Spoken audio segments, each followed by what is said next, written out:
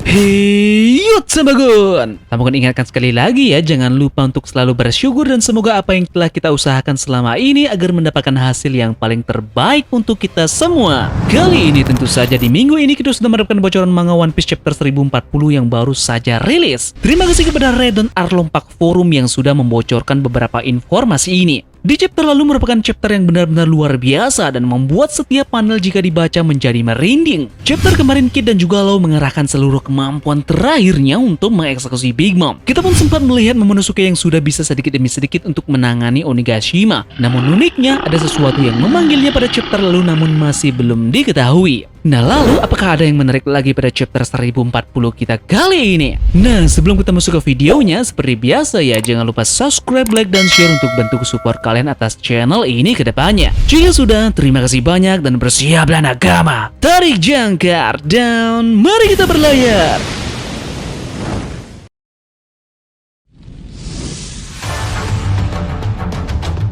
Chapter 1040 kita kali ini diberi judul kata-kata yang tidak berpengaruh pada generasi baru.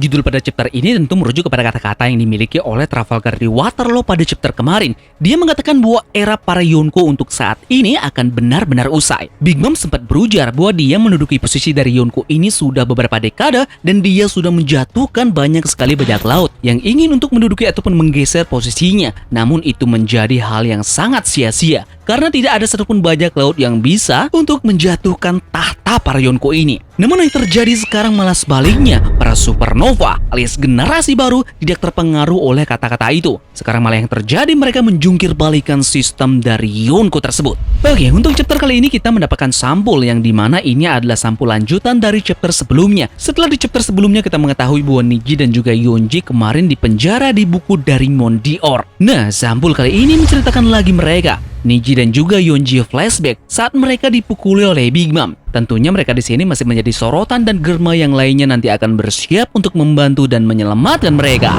Oke, kita mulai dari bocoran informasi yang pertama pada chapter kali ini. Ternyata tidak disangka-sangka bahwa Big Mom masih bisa bertahan dari serangan kedua supernova kemarin. Memang julukan dari balon besi ini tidak hanya isapan jempol belaka ya. Fisik dari Big Mom benar-benar sekeras besi. Padahal kita mengetahui itu sudah menjadi senjata pamungkas dari kedua supernova ini. Namun lagi-lagi Big Mom berhasil untuk membuat kedua supernova ini menjadi frustrasi. Big Mom berhasil menahan serangan Kid. Kemudian dia mencoba untuk mengambil rentan hidup dari semua orang di sekitarnya. Namun beruntungnya Law berhasil menghentikan itu. Jika Big Mom ini berhasil untuk mengambil kembali rentan hidup dari semua orang di sekitarnya, tentunya dia akan bangkit kembali dan akan membuat benar-benar repot kedua supernova ini lagi.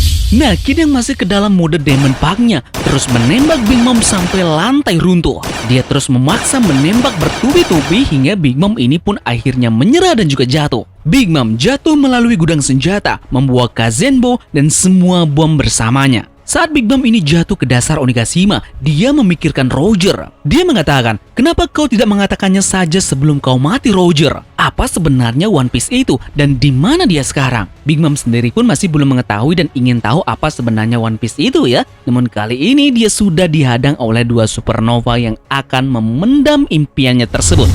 Big Mom terlihat akhirnya jatuh ke lubang Wano-Kuni saat dia memberitahu Law dan juga Kid untuk tidak berpikir bahwa dia akan mati semudah ini. Dia mesti saja mengomel ya bahwa dia tidak percaya dia sudah dikalahkan oleh para generasi baru ini. Fix pada chapter kali ini diumumkan bahwa memang benar Law dan juga Kid sebagai pemenang pertempuran. Alhasil Big Mom benar-benar sudah dikalahkan.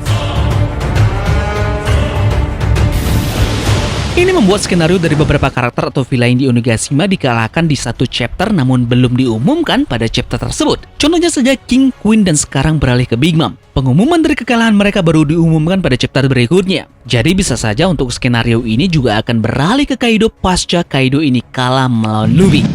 Oke, kita lanjut ke bocoran manganya. Kita bisa melihat Momonosuke memberitahu Yamato bahwa Zuniza sudah dekat. Yamato terkejut dan bertanya apakah gajah yang muncul di jurnal Oden. Dalam chapter kali ini pun masih belum dikonfirmasi siapa yang memanggil Momonosuke di chapter lalu. Namun sudah bisa dipastikan rasanya bahwa itu adalah Zuniza yang sudah dekat menuju atau mendekati Momonosuke. Uniknya lagi, bahwa jurnal Oden pun mencatat Zuniza ini. Momonosuke sempat berbicara di sini. Yep, teman Joyboy yang melakukan kejahatan 800 tahun yang lalu. Nah, mungkin yang dimaksud teman dari Joyboy ini adalah Zuniza. Zuniza telah melakukan kejahatan yang fatal di 800 tahun yang lalu, tapi masih belum diketahui kejahatan apa yang dimaksud dan dilakukan oleh si gajah ini. Nah, jadi mungkin alasan dia berkeliling adalah dia menebus kesalahannya pada saat di masa lalu ini. Yep, jadi sekian untuk spoiler kali ini. Dan kemungkinan di beberapa waktu ke depan, kita akan mendapatkan tambahan spoiler One Piece 1040, karena untuk kali ini hanya sedikit saja yang dibocorkan. Jadi bersiap saja, di beberapa jam ke depan akan ada tambahan spoiler lagi,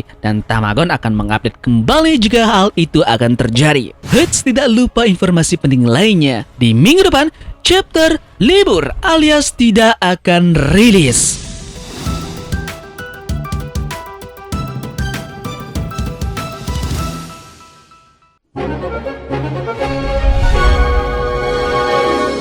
Seperti biasa, jika kita membahas tentang spoiler terbaru One Piece, kali ini Tamago juga sudah siapkan beberapa informasi unik dan juga menarik terkait berita apa saja yang sudah beredar seminggu belakangan ini. Ada juga hal-hal yang unik yang Tamago sudah dapatkan serta Tamago rangkum dalam video kita kali ini. Jadi kita akan mulai informasi unik pertama terlebih dahulu kembali mengenai One Piece film Red. Nah, ada sesuatu yang baru yang Tamago dapatkan, yakni Oda Sensei selaku produser ingin mencari sutradara yang tidak terlibat dalam anime. Jadi ini masih rancu, apakah sutradara yang dicari akan mengambil bagian pertama dalam pembuatan anime yang dia usut. Kemudian untuk informasi terbaru yang kedua, yakni salah satu permintaan yang dibuat untuk film ini adalah agar seseorang wanita memainkan peran penting di sini. Nah, nampaknya cita-cita dari Oda Sensei segera tercapai ya, karena yang kita ketahui pada statement sebelumnya, Eiichiro Oda mengatakan dia sangat bosan menggambar kakek-kakek tua legendaris ataupun karakter bapak-bapak. Nah, sekali-sekali dia memang ingin menggambar seorang karakter wanita misterius yang mempunyai peran penting dalam salah satu movie-nya nanti.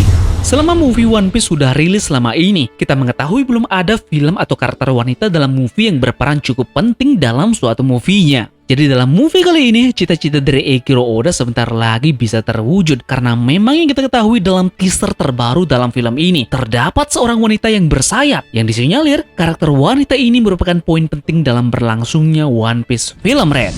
Masih membicarakan movie dari One Piece, yang kita ketahui semua salah satu dari film One Piece yaitu Strong World, dikenal sebagai film yang paling banyak melibatkan Oda sejauh ini. Update terbaru yang Tamago dapatkan infonya adalah, menurut wawancara hari ini dengan Mr. Shimizu, yakni pihak Toei, keterlibatan Oda Sensei dalam cerita film Red dipastikan lebih dari Strong World. Ini artinya secara garis besar kemungkinan 75% Eiichiro Oda terlibat dalam membuat inti cerita dalam One Piece film Red. Ini tentunya film ini akan rumornya juga masuk ke dalam inti cerita dalam One Piece, alias akan terhubung ke dalam jalan cerita manganya.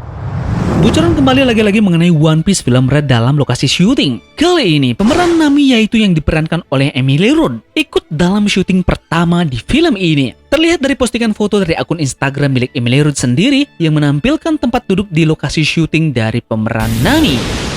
Mumpung Trafalgar Waterloo disorot pada chapter lalu, kali ini Tamago mendapatkan informasi mengenai penampilan full dari semua kru Bajak Laut Hati. Ini adalah semua orang yang tergabung dalam kru Bajak Laut Hati. Mungkin di sini cuma beberapa orang saja yang sudah diketahui namanya, begitu juga dengan kekuatannya. Sisanya hanya ditampilkan perawakannya saja, namun masih belum dijelaskan mengenai nama dan kekuatan dari masing-masing kru Bajak Laut ini. Bisa jadi kita kemungkinan akan mendapatkan nama-nama dari karakter ini di luar manganya, bisa dalam One Piece Magazine ataupun dalam kolom SBS.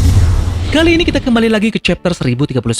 Nah, ada yang unik. Terlihat homies dari Big Mom yang bernama Maestri yang berbentuk raksasa wanita dilumuri api. Jika kita lihat lebih dekat homies ini, wajahnya tentu sepertinya mengingatkan kita pada sosok dari Mother Caramel. Bentuk wajah, rambutnya yang melingkar, serta perawakannya dan raut wajahnya dari homies ini sangat mencerminkan dari Mother Caramel. Apakah memang ini adalah sosok dari Mother Caramel? Ataukah ini hanya personifikasi dari Big Mom dalam membuat Mother Caramel masih hidup? Seperti yang kita ketahui bersama, memang Mother Caramel tidak diketahui keberadaannya lagi setelah Big Mom mengamuk di panti asuhan sebelumnya. Ada yang menyebut memang Mother Caramel ini dimakan hidup-hidup oleh Big Mom.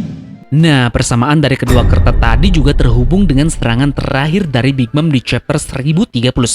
Fakta uniknya adalah serangan ini adalah permainan kata-kata Jepang yang berarti 3000 Leagues of Sword of Mother. Ini adalah sebuah anime di tahun 1970-an. Nah, Big Mom melepaskan serangan seperti itu pun mungkin memberitahu kita tentang keinginan untuk bertemu tanda petik ibu alias Mother Carmel yang memang dia sangat hormati di sepanjang hidupnya. Dan tentunya anime ini juga menceritakan kisah anak mencari seorang ibunya.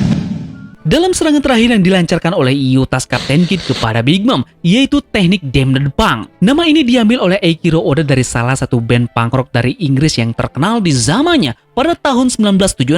Nama bandnya adalah The Damned. Seperti yang kita ketahui, nama-nama serangan dari Kid ini diinspirasi oleh beberapa band, tentunya band punk rock sendiri. Contoh satu lagi adalah Punk Gibson miliknya.